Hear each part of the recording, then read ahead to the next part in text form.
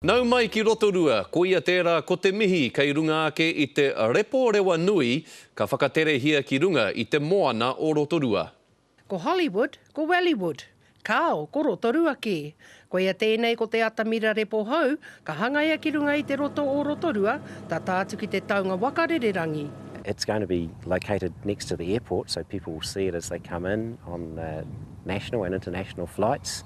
And I think it's going to be an icon for New Zealand, if not the world. Ana kai ko nei, kei te kaha nā kaunihere nei ki te kore atu ki ngā kaipāmu, ki ngā tāngata e noho ane te taha o a tātou roto me tūpatu.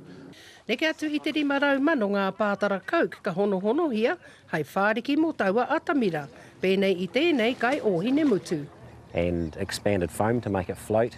And then over the top of it, you can see on this one behind me here, it has a coconut matting surface.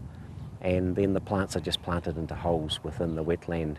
And the roots from the plants go right through that wetland or through the floating material and into the lake and probably extend down into the lake, maybe 1/2 metre, something like that. Engari ko te mea pai ki au ane ki a tātou te Māori.